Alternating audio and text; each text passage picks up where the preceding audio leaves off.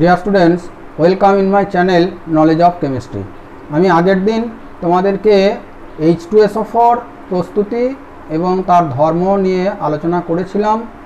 আজকে HNO3 এর structure এবং তার প্রপার্টিজ নিয়ে আলোচনা করছি।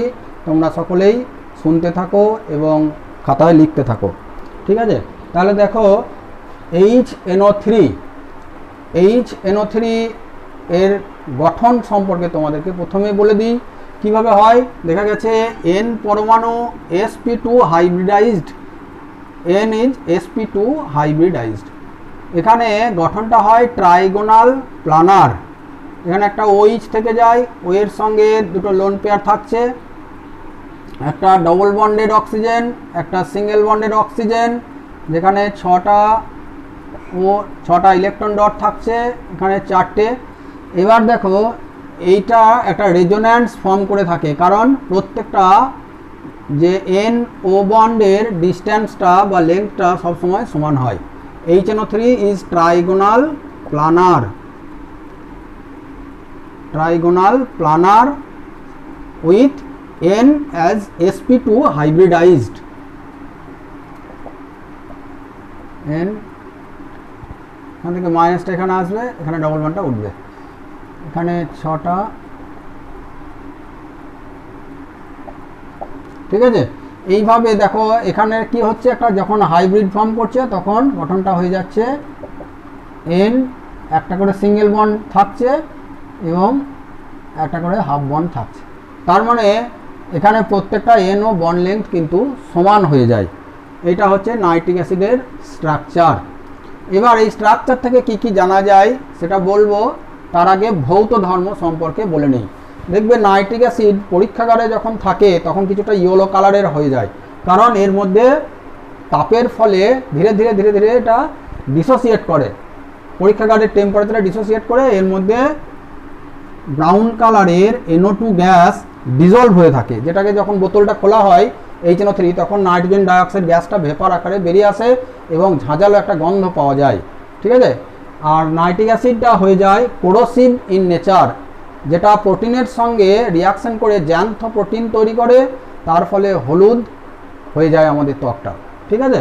ইয়েলো কালার ফর্ম করে due to formation of xanthoprotein with the reaction of protein.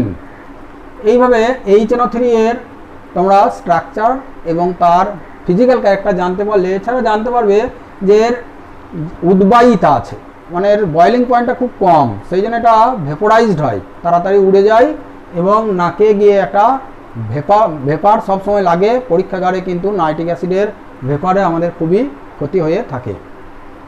তাহলে HNO3 উদ্বায়ী একটা অ্যাসিড, এটাও তোমরা ভৌত ধর্মে জানতে পারলে। এখন জানো এর কেমিক্যাল ক্যারেক্টার কিভাবে, রাসায়নিক ধর্মগুলো। রাসায়নিক ধর্মের দিক থেকে দেখা যাবে first acidic character. Acidic character কীরকম দেখো, এখানে HO রয়েছে, এখানে অক্সিজেন হাইলি ইলেকট্রোনেগেটিভ এলিমেন্টের সঙ্গে একটা H পরমাণু লেগে আছে, তার মানে এর অম্লগ্রাহিতা এর ক্ষারগ্রাহিতা হয়ে যাবে 1, অর্থাৎ একটা H পরমাণুকে মেটাল দ্বারা রিপ্লেস করা যাবে। It's basicity 1।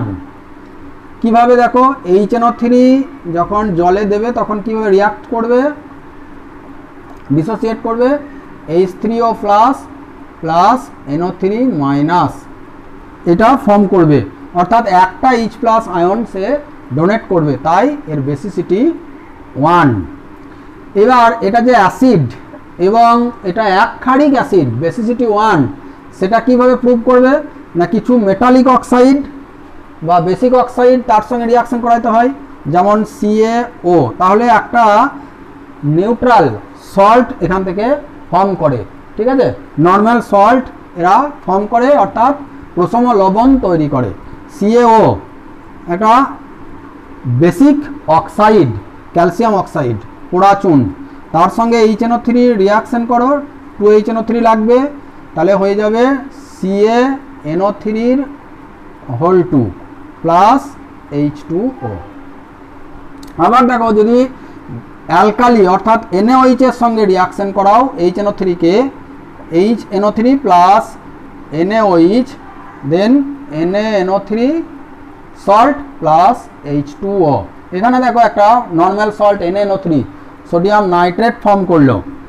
আবার যদি বাইকার্বনেট সল্ট NaHCO3 তার সঙ্গে HNO3 এর রিয়াকশন হয়, আমরা জানি অ্যাসিডিক প্রপার্টির একটা এক্সাম্পল বাইকার্বনেট অ্যান্ড কার্বনেট সল্টের সঙ্গে রিয়াকশন। তাহলে NaHCO3 প্লাস HNO3 এখানে CO2 গ্যাসের বাবেল ফর্ম করবে, bubble of CO2 gas plus এখানে হয়ে যাবে NaNO3 প্লাস H2O। আবার যদি সোডিয়াম কার্বনেট বা অন্য কোনো কার্বনেট সল্টের সঙ্গে HNO3 কে অ্যাড করো, তখন কি হবে, এখান থেকে CO2 গ্যাসের বাবেল ফর্ম করবে প্লাস একটা সল্ট NaNO3 তৈরি হবে প্লাস H2O। এইভাবে দেখো প্রত্যেকটা ক্ষেত্রেই কিন্তু আমরা অ্যাসিডিক ক্যারেক্টারের উদাহরণ বা তার অ্যাসিডিক নেচার সম্পর্কে আমরা জানতে পারছি। এই বিক্রিয়াগুলোই হচ্ছে অ্যাসিডিক নেচারের এক্সাম্পল। এছাড়া নীল লিটমাসকে তোমরা লাল করে দেয় HNO3, এইগুলো হচ্ছে অ্যাসিডিক ক্যারেক্টারের এক্সাম্পল বা তার প্রুফ। এখন নাইট্রিক অ্যাসিডের জারণ ধর্ম সম্পর্কে বলবো। অক্সিডাইজিং ক্যারেক্টার আছে, অক্সিডেন্ট কিভাবে, দেখো জারক, কেন জারক, হোয়াই ইট ইজ অক্সিডেন্ট। তখন দেখা গেছে HNO3 তাপের প্রভাবে এমনকি নর্মাল টেম্পারেচারেও আস্তে আস্তে সূর্যালোকের উপস্থিতিতে ভেঙে যায়, হিট দিলে দ্রুত হয়, তাহলে হয়ে যায় 4NO2 প্লাস অক্সিজেন ফর্ম করে প্লাস 2H2O। তার মানে এই যে অক্সিজেন ফর্ম করছে, এই অক্সিজেনটাই কিন্তু অপর বস্তুকে জারিত করে দেয়। These oxygen oxidise the metals, non metals and some compounds. এক্সাম্পলগুলো জানতে পারবো জারণ ধর্মের। কিছু যৌগের সঙ্গে বিক্রিয়া দেখি। ফার্স্ট, রিয়াকশন উইথ কম্পাউন্ড, যৌগের সঙ্গে বিক্রিয়া দেখে নাও। প্রথমে দেখো একটা হাইড্রোজেন সালফাইডের সঙ্গে রিয়াকশন লিখি, H2S, তার সঙ্গে যদি কনসেন্ট্রেটেড HNO3 দাও, 2HNO3 লাগবে, কনসেন্ট্রেটেড গাঢ় HNO3 দিলে পরে হয়ে যাবে S yellow colour plus 2NO2 plus 2H2O। এটা কনসেন্ট্রেটেড নাইট্রিক অ্যাসিড দিলে। কিন্তু যদি H2S এর সঙ্গে ডাইলুট নাইট্রিক অ্যাসিড দাও, তখন কি হবে, ডাইলুট নাইট্রিক অ্যাসিড দিলে এখান থেকে দেখা যাবে ডাইলুট নাইট্রিক অ্যাসিড দিলে হয়ে যাবে S plus NO plus H2O হবে, দেখো কত, 4H2O। ঠিক আছে, এখানে NO ফর্ম করবে, যখন ডাইলুট নাইট্রিক অ্যাসিড দেবে তখন হয়ে যাবে হাইড্রোজেন সালফাইডকে জারিত করে হলুদ সালফার তৈরি করবে এবং নিজে রিডিউসড হয়ে নাইট্রিক অক্সাইড ফর্ম করবে এবং ওয়াটার উৎপন্ন হবে। এটা হচ্ছে রিডাকশন। H2S এর সঙ্গে রিয়াকশন বললাম। এখন যদি বলি FeSO4 তার সঙ্গে reaction, 2FeSO4 plus HNO3 plus H2SO4, দেন Fe2SO4 হোল 3, এখানে ফেরাস সালফেটকে নাইট্রিক অ্যাসিড জারিত করে ফেরিক সালফেটে পরিণত করবে। এখানে দেখো এর জারণ সংখ্যা 2, অক্সিডেশন নাম্বার, FeSO4 এর অক্সিডেশন নাম্বার 2, সেখান থেকে হয়ে যাবে প্লাস 3 প্লাস NO2 হবে প্লাস H2O। এইভাবে নাইট্রিক অ্যাসিড ফেরাস সালফেটকে জারিত করে দেবে। ব্যালেন্সটা রেখে নাও, 2FeSO4 plus HNO3 plus H2SO4, তাহলে Fe2SO4 হোল 3, SO4 3 মোলস মিলে গেল। নাইট্রিক অ্যাসিড থেকে দেখো 2HNO3, এখানে 2NO2 ফর্ম করলো, প্লাস দেখো ওয়াটারটা কত হবে, দুটো হাইড্রোজেন আর দুটো, 4টে হাইড্রোজেন আছে, সুতরাং এখানে 2H2O। তাহলে অক্সিজেনটা মিলিয়ে নাও, এখানে 2NO3 6টা, এখানে 4টে, দুটো 6টা। ঠিক আছে, এইভাবে ব্যালেন্স হলো। নাইট্রিক অ্যাসিডের N এর জারণ সংখ্যাটা +5, এখানে NO2 তে +4। তার মানে দেখো এখানে জারণ সংখ্যা কমছে, অর্থাৎ নিজে বিজারিত হচ্ছে। আর এখানে এফির জারণ সংখ্যা 2 থেকে দেখো 3 হলো, অর্থাৎ একে জারিত করছে। জারণ তোমরা জারণ বিজারণে জারণ সংখ্যার সাহায্যে ব্যাখ্যা করা শিখে নিয়েছো অলরেডি। তাহলে এখান থেকেই বুঝতে পারছো নাইট্রিক অ্যাসিডের জারণ ধর্ম আছে। কিছু কিছু যৌগকে নাইট্রিক অ্যাসিড জারিত করতে পারে, তার এক্সাম্পল তোমরা দেখে নিলে। হাইড্রোজেন সালফাইড, ফেরাস সালফেট এদেরকে জারণ করে দিচ্ছে। এবার দেখাবো অধাতুর জারণ। কিছু অধাতুকে জারিত করবে। অধাতু কোনগুলো? নন মেটাল। নন মেটালকে অক্সিডাইজ করে। নন মেটাল হচ্ছে carbon, sulphur, phosphorus, iodine, these are all non metals. তাহলে অধাতুর জারণ, অধাতুর জারণ, অক্সিডেশন অফ নন মেটাল। তাহলে দেখো সি যখন কার্বনের সঙ্গে জারণ করে তখন C+4HNO3 থেকে হয়ে যায় CO2 +4NO2 +2H2O। এখানে দেখো নাইট্রোজেনের জারণ সংখ্যা ছিল 5, সেখান থেকে হয়ে গেল 4, তার মানে এটা নিজে বিজারিত হলো। কার্বনের জারণ সংখ্যা 0 থেকে 4 হলো, অর্থাৎ এখানে কার্বন ডাইঅক্সাইডে ট্রান্সফার করলো, এটা জারণ। তার মানে নাইট্রিক অ্যাসিড জারকের কাজ করছে। এস এর সঙ্গে রিয়াকশন দেখো, এস সালফার +6HNO3। তোমরা এগুলো লিখে লিখে প্র্যাকটিস করবে, না হলে মনে থাকবে না। S +6HNO3 সেখান থেকে হয়ে যাবে H2SO4 +6NO2 +2H2O। ঠিক আছে, এইভাবে দেখো এখানে আবার সেই N এর জারণ সংখ্যাটা +5 থেকে +4 হয়ে গেল, তার মানে বিজারণ। S এর জারণ সংখ্যা 0 থেকে এখানে +6, এটা হয়ে যাবে জারণ। তার মানে সালফারকে জারিত করে সালফিউরিক অ্যাসিডে পরিণত করে।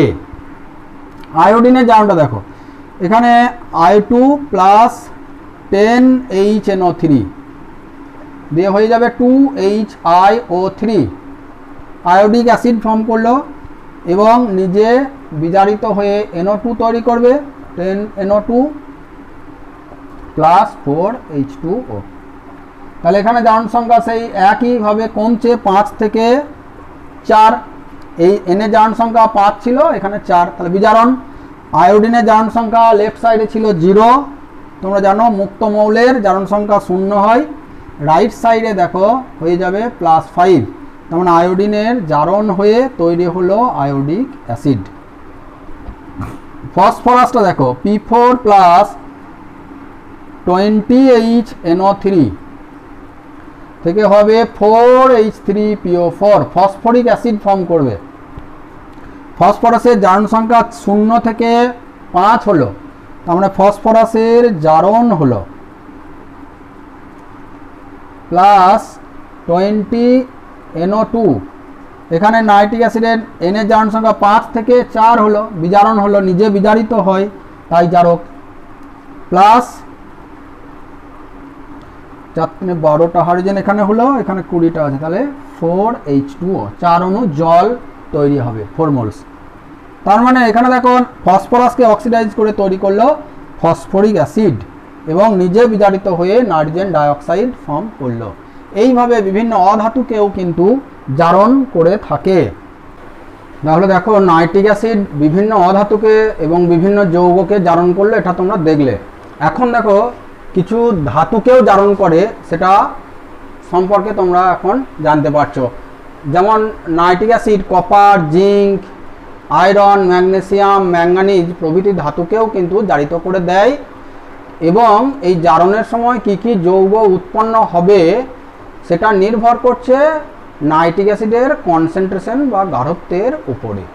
কারণ লঘু অবস্থায় বা উত্তপ্ত অবস্থায় বা শীতল এবং অতিলঘু অবস্থায় বা বাষ্প অবস্থায় কিন্তু নাইট্রিক অ্যাসিডের বিক্রিয়ার রেটটা বা বিভিন্ন কম্পাউন্ড তৈরির ক্ষমতাটা বিভিন্ন রকম। তাই ধাতু বিশেষে কি কি প্রোডাক্ট পাওয়া যাবে সেগুলো তোমরা দেখে নেবে। দেখা গেছে এক একটা ধাতুর ক্ষেত্রে প্রায় 3-4 রকম করে কিন্তু যৌগ উৎপন্ন হয়। বিক্রিয়াগুলো কঠিন, মনে রাখতে হবে, পরীক্ষায় খুবই গুরুত্বপূর্ণ। তাহলে দেখো প্রথমে কপারের সঙ্গে বিক্রিয়া, দেখবে 4টে বিক্রিয়া পাওয়া যাবে। এখানে প্রথমেই দেখে নাও উষ্ণ গাঢ় নাইট্রিক অ্যাসিড, এটা খুব দেয় পরীক্ষাতে। সেখানে বলা আছে দেখবে Cu প্লাস 4HNO3 থেকে CuNO3 plus 4NO2 plus 2H2O। এখানে দেখো কপার এবং নাইট্রিক অ্যাসিডের বিক্রিয়ায় কি হচ্ছে, কপারটা জারিত হয়ে কিউপ্রিক নাইট্রেট ফর্ম করছে, আর নাইট্রিক অ্যাসিডটা বিজারিত হয়ে নাইট্রোজেন ডাইঅক্সাইড ফর্ম করছে, অর্থাৎ HNO3 is reduced to NO2, that is nitrogen dioxide. এখানে দেখো NO2 NO3 এর জারণ সংখ্যা যেটা ছিল অক্সিডেশন নাম্বার +5 থেকে +4, আর কপারের জারণ সংখ্যাটা বা oxidation number of copper increases to +2। So Cu থেকে CuNO3 oxidise, HNO3 two NO2 reduction. আবার HNO3 বাষ্প, তার সঙ্গে কপারের বিক্রিয়াটা কেমন হয়। HNO3 কপার এর সঙ্গে বিক্রিয়াতে কি করছে, নিজে দেখো এখানে বিক্রিয়া করছে, দিয়ে কপারকে জারিত করছে 5CuO, অর্থাৎ কিউপ্রিক অক্সাইড ফর্ম করছে এবং নিজে নাইট্রোজেনে পরিণত হচ্ছে। এখানে জারণ সংখ্যাটা দেখো নাইট্রোজেনের ছিল +5, সেখান থেকে হয়ে গেল 0, আর ওয়াটার ফর্ম করছে। নাতিগাঢ় ও শীতল, অর্থাৎ 1:1 কনসেন্ট্রেশন HNO3 যখন রিয়াকশন করছে কপারের সঙ্গে, তখন কপার জারিত হয়ে কিউপ্রিক নাইট্রেট আর নাইট্রিক অ্যাসিড বিজারিত হয়ে সেখান থেকে কিন্তু দেখো নাইট্রিক অক্সাইড ফর্ম করছে। এখানে নাইট্রিক অক্সাইডের অক্সিডেশন নাম্বারটা, N এর অক্সিডেশন নাম্বার +2, তার মানে দেখো নাইট্রোজেনের জারণ সংখ্যাগুলো কিন্তু বিভিন্ন রকম হচ্ছে, সেটা কনসেন্ট্রেশনের উপর ডিপেন্ড করছে। এখন অতি লঘু ও শীতল নাইট্রিক অ্যাসিড, তার সঙ্গে যদি কপারের বিক্রিয়া করো তাহলে দেখো 4Cu প্লাস 10HNO3, সেখান থেকে হবে 4CuNO3 plus N2O plus 5H2O। এখানেও আবার নাইট্রিক অ্যাসিডের জারণ সংখ্যাটা +5 থেকে কমে +1 হচ্ছে। ঠিক আছে, এবার তোমরা যদি দেখো জিঙ্কের সঙ্গে বিক্রিয়া, জিঙ্ক আর নাইট্রিক অ্যাসিডের বিক্রিয়া, এগুলোও কমপ্লিকেটেড রিয়াকশন, কিন্তু এখানে দেখা যাবে কপারের সঙ্গে মিল আছে। ঠিক আছে, কেবল ওই নাইট্রিক অ্যাসিড বাষ্প যেমন কপারকে জারিত করে, জিঙ্ক কিন্তু নাইট্রিক অ্যাসিড বাষ্পের সঙ্গে বিক্রিয়া করে এইভাবে বিক্রিয়া দেয় না। সেখানে দেখো এই লঘু নাইট্রিক অ্যাসিড আর একটা অতি লঘু নাইট্রিক অ্যাসিড, দুভাবে জিঙ্কের সঙ্গে নাইট্রিক অ্যাসিডের বিক্রিয়া হয়, সেটাই ডিফারেন্ট, বাট বাকি সকল ক্ষেত্রে একই। যেমন এখানে দেখছো উষ্ণ গাঢ়, that is hot concentrated HNO3, তখন কপারকে জারিত করে কি করছে, copper plus 4HNO3 CuNO3 4NO2 2H2O।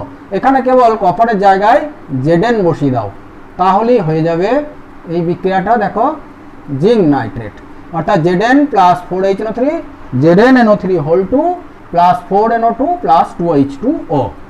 এই নাইট্রিক অ্যাসিড বাষ্পের সঙ্গে কিন্তু জিঙ্কের বিক্রিয়া দেখানো হয় না। এইবার দেখো নাতিগাঢ়, that is 1:1 concentrated HNO3 and cold HNO3, সেটা যেমন কপারকে জারিত করে এখানে নাইট্রিক অক্সাইড ফর্ম করছে নিজে, সেটাতে দেখবে এখানে 3Zn হয়ে যাবে, কপারের পরিবর্তে 3Zn থেকে হয়ে যাবে 3ZnNO3 plus 2NO plus 4H2O। আবার লঘু ও শীতল, এই জায়গায় দেখবে অতি লঘু না লিখে তোমরা লিখবে লঘু ও শীতল নাইট্রিক অ্যাসিড, তার সঙ্গে Zn এর বিক্রিয়া, তখন কিন্তু 4Zn প্লাস 10HNO3, সেখান থেকে হয়ে যাবে 4ZnNO3 plus N2O plus 5H2O। এই পর্যন্ত ঠিক আছে। এবার যদি অতি লঘু বলে, অতি লঘু HNO3 very very dilute HNO3 oxidise Zn, তখন কি হবে, তখন হবে 4Zn প্লাস 10HNO3, সেখান থেকে হবে 4ZnNO3 plus NH4NO3, ammonium nitrate form করবে প্লাস 3H2O। ঠিক আছে, এখানে দেখো নাইট্রিক অ্যাসিড এটা থেকে যখন বিজারণ হচ্ছে তখন কিন্তু কি হচ্ছে, এখানে নাইট্রোজেনের জারণ সংখ্যাটা দেখো এখানটাতে আসছে +5, আর এখানে আসছে NH4 প্লাস। NH4 প্লাসের জন্য দেখো NH4 প্লাস তোমরা দেখে নাও কিভাবে আসছে দুটো পার্টে ভাঙিয়ে নাও, NH4NO3টাকে দুটো পার্টে ভাঙো, না হলে বুঝতে পারবে না। এখানে দুটো নাইট্রোজেনের অক্সিডেশন নাম্বারটা সেম থাকে না, NH4NO3 ভেঙে NH4+ হয় আর NO3 মাইনাস হয়। তাহলে এখান থেকে অক্সিডেশন নাম্বারটা বার করো, হাইড্রোজেনের জারণ সংখ্যা +1, চারটের জন্য দেখো 4, নাইট্রোজেনটা যদি X হয় তাহলে X - 4 সমান হচ্ছে +1, অতএব X সমান +5। তার মানে এখানে +5, আবার এই NO3তেও কিন্তু +5। এখানে যেটা দেখছো NO3-, এখানে N এর কত +5 হয়ে যাবে, কারণ হচ্ছে Nটা X, ওটা হচ্ছে -2 × 3 সমান -1, দ্যাট ইজ X সমান হচ্ছে 5। ঠিক আছে, এইভাবে আমরা জারণ সংখ্যাগুলো বের করে নিতে পারবো। এখানে দেখো NH4+ এর নাইট্রোজেনের জারণ সংখ্যাটা কত আসছে, আমি ভুল বার করেছিলাম, NH4+, সেখানে আসছে N এর মাথায় X, তাহলে হাইড্রোজেন 4টে, তাহলে X + 4 সমান +1, দ্যাট ইজ X সমান -3, তাহলে এখানে N এর জারণ সংখ্যাটা -3। তার মানে দেখো HNO3 থেকে +5 থেকে হয়ে গেল -3, এইটা হয়ে গেল বিজারণ। এইভাবে কিন্তু আমরা Zn এর সঙ্গে নাইট্রিক অ্যাসিডের বিক্রিয়াটাকে আলোচনা করতে পারলাম। এবার দেখো অনেক সময় কোশ্চেন দেয় যে নাইট্রিক অ্যাসিডের সঙ্গে অন্য কোনো ধাতুর বিক্রিয়ায় হাইড্রোজেন পাওয়া যায় না কেন? কেন পাওয়া যায় না? কারণ নাইট্রিক অ্যাসিড একটা জারক অ্যাসিড, সেটা লঘু অবস্থাতেও জারক, অতি লঘু অবস্থাতেও জারক, তোমরা দেখছো। তার মানে লঘু নাইট্রিক অ্যাসিড বা কনসেন্ট্রেটেড নাইট্রিক অ্যাসিড জারক দ্রব্য, তার জন্য কি হয়, উৎপন্ন হাইড্রোজেনকে জারিত করে দেয়। ঠিক আছে, সেই জন্যে দেখা গেছে যে ধাতুর সঙ্গে নাইট্রিক অ্যাসিডের বিক্রিয়ায় সাধারণত হাইড্রোজেন পাওয়া যায় না, তবে দুটো ব্যতিক্রম ঘটে, একটা ম্যাঙ্গানিজ আর একটা ম্যাগনেসিয়ামের সঙ্গে অতি লঘু অবস্থায় 1 থেকে 2% নাইট্রিক অ্যাসিডের সঙ্গে বিক্রিয়ায় হাইড্রোজেন পাওয়া যায়। তোমরা বিক্রিয়া দুটো দেখে নাও, Mn + 2HNO3, সেখান থেকে হলো MnNO3(2) + H2, আর একটা Mg + 2HNO3, MgNO3(2) + H2। তাহলে যদি বলে, এটা দেয় জয়েন্টেও দেয়, কোশ্চেনটা দেখেছি MCQ এ, যে কিভাবে আমরা বা কোন ধাতুর সঙ্গে নাইট্রিক অ্যাসিডের বিক্রিয়ায় হাইড্রোজেন পাওয়া যায়, তখন তোমরা বলবে ম্যাঙ্গানিজ এবং ম্যাগনেসিয়াম ধাতুর সঙ্গে অতিলঘু নাইট্রিক অ্যাসিডের বিক্রিয়া করাতে হয়। ঠিক আছে, এটা গেল হাইড্রোজেন প্রস্তুতি। এখন দেখো কিছু ধাতু আছে নাইট্রিক অ্যাসিডের সঙ্গে বিক্রিয়ায় কি হয়, নিষ্ক্রিয় হয়ে যায়। নিষ্ক্রিয় মানে কি, তারা রিয়াকশন করে না।